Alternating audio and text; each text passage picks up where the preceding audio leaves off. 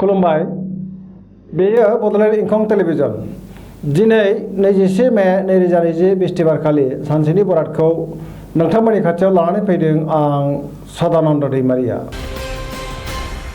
सिगां फरायथिनो लादों मेष राशि। दिनैनि साना मोजां आरो गाज्रिनि गेजेरजों बाबेनलांगोन। गोसोखौ गुलुं गुजुं मोनगोन। देहाया बारा मोजां थानाय नङा। जानाय लोंनायाव सांग्रां जानाया गाहाम। गुबुनजों मोजां सोमोन्दो लाखिनो रोंगोन। न'खराव बिसि फिसायनि गेजेराव अनलायनाय फैगोन। गोसोआव गाज्रि सानखांनाय फैनो हागौ। जेबो रिस्क लायैयानो गाहाम। रांखावरियाव मोजां नङा। खरसाया बांगोन। फालांगियावबो मोजां नङा होनजायो। खहा जानो हागौ। फरायसाफोरा फरायनायाव गोसो दुंगोन।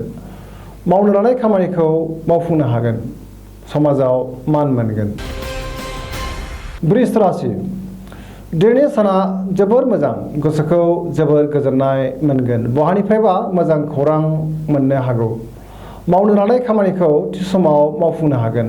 रांखावरियाव जोबोर मोजां। आयआ बांगोन। गोसोनि साननायफोरा जाफुंगोन। समजों गोरोबफानो रोंगोन। गोदान खामानिखौ दिनै जागायजेननो हागोन। समाजाव मान मोनगोन। न'खराव बिदा फंबायजों अनलायनाय फैगोन। बिसि फिसायनि गेजेराव मोजां सोमोन्दो थागोन। गुबुननि गोसोखौ बोनो हागोन। मिथुन राशि। दिनैनि साना मोजां आरो गाज्रिनि गेजेरजों बाबेनलांगोन। गोसोखौ गुलुं गुजुं मोनगोन। अदेबानि गोसोनि साननायफोरा जाफुंगोन। समाजाव मान मोनगोन। रांखावरियाव बारा मोजां नङा होनजायो। फालांगियावबो खहा जानो हागौ। गुबुनजों रायखोमा जागोन। मावनो लानाय खामानिखौ मावफुंनो हागोन। गुबुननि गोसोखौ बोनो हानाय नङा। न'खराव बिसि फिसायनि गेजेराव अनलायनाय फैगोन। कर्कट राशि। दिनैनि साना बारा मोजां नङा। गोसोखौ गिलुं गिलुं मोनगोन। साननायफोरा देबार नांगोन। मावनो लानाय खामानिखौ अदेबानि मावफुंनो हागोन। न'खराव बिसि फिसायनि गेजेराव अनलायनाय फैगोन। गुबुननि गोसोखौ बोनो हागोन। रांखावरियाव जोबोर मोजां होनजायो। फालांगियावबो मोजां मुलाम्फा मोननो हागोन। बहानिफ्रायबा हरखाबै मोजां खौरां फैनो हागौ। देहाया मोजाङै थागोन। अदेबानि जानाय लोंनायाव सांग्रां जानाया गाहाम। सिंह राशि। दिनैनि साना जोबोर मोजां। समाजाव मान मोनगोन। गोसोखौ जोबोर गोजोननाय मोनगोन। मावनो लानाय खामानिखौ थि समाव मावफुंनो हागोन। न'खराव बिसि फिसायनि गेजेराव अनलायनाय फैगोन। रांखावरियाव जोबोर मोजां। बहानिफ्रायबा हरखाबै मोजां खौरां मोननो हागौ। गुबुननि गोसोखौ बोनो हागोन। फालांगियाव मोजां मुलाम्फा मोनगोन। मोजां साननो रोंगोन। गोसोनि साननायफोरा जाफुंसारगोन। सेंग्रा सिख्लाफ्रा दिनै गावबा गावनि गोसोनि साननायफोरखौ फोरमायलायनो खाबु मोनगोन। सरासनस्रायै दिनैनि साना जोबोर मोजां होनजायो। कन्या राशि। दिनैनि साना जोबोर मोजां। गोसोखौ जोबोर गोजोननाय मोनगोन। गोसोनि बोलोआ बांगोन। मोजां आरो गोथों साननो रोंगोन। मावनो लानाय खामानिखौ मावफुंनो हागोन। गुबुननि गोसोखौ बोनो हागोन। देहाया मोजाङै थागोन। न'खराव बिसि फिसायनि गेजेराव अनलायनाय फैगोन। गुबुन लोगोफोरनि हेफाजाब लानो हागोन। गोबां खामानियाव मुखुब थानानै देहाखौ मेंग्रुनाय मोनगोन। समाजाव मान मोनगोन। रांखावरियाव जोबोर मोजां होनजायो। फालांगियावबो मोजां मुलाम्फा मोनगोन। बहानिफ्रायबा मोजां खौरां फैनो हागौ। फरायसाफ्रा फरायनायाव गोसो दुंगोन। तुला राशि। दिनैनि साना जोबोर मोजां। समाजाव मान मोनगोन। गोसोखौ जोबोर गोजोननाय मोनगोन। देहाया मोजाङैनो थागोन।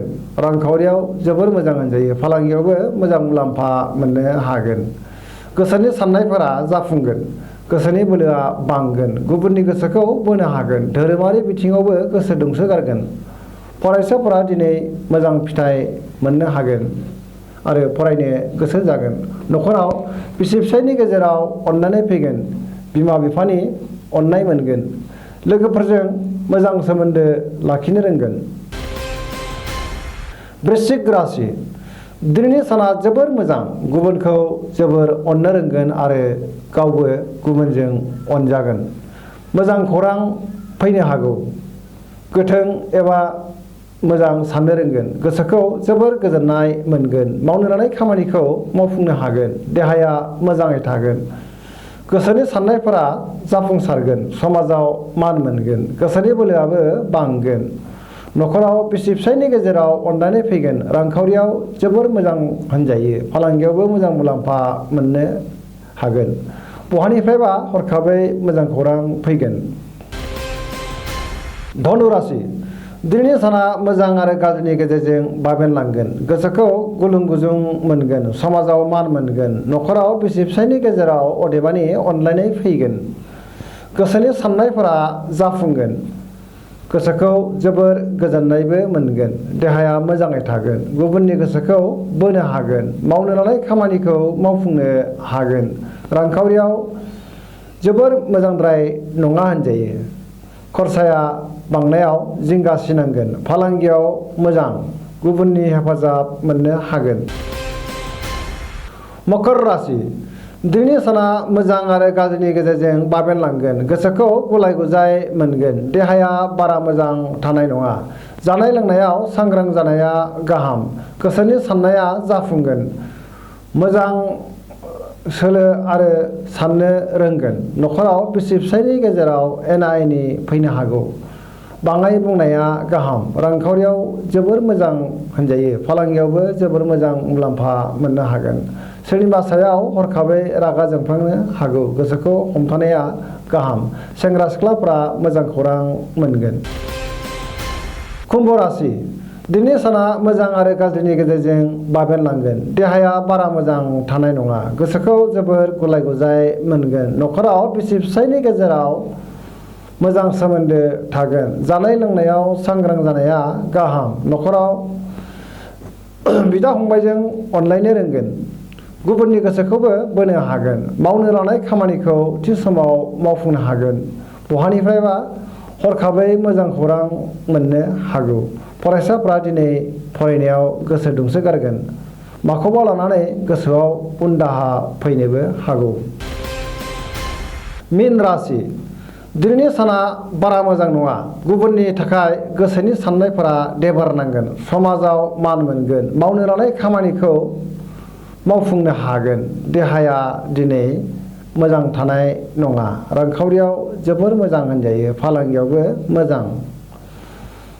लोगोफोरजों मोजां सोमोन्दो थानाय नङा। न'खराव बिसि फिसायनि गेजेराव अनलायनाय फैगोन। मोजां थांखि लानो रोंगोन। सोरजोंबा रायखोमा जानोबो हागौ। दिनैनि राशि फरायथिनाया एसेनोसै। जोबनायाव बेखौनो खावलायो जाहाथे नोंथांमोना सानफ्रामबो जोंनि बे बड'लेण्ड इंखं टेलिभिजनखौ नायबाय थायो आरो साबस्क्राइब खालामो। जाहाथे सानफ्रामबोनि गावबा गावनि बरादखौ मोनथिनो हायो। एसेनोसै। गोजोन्थों।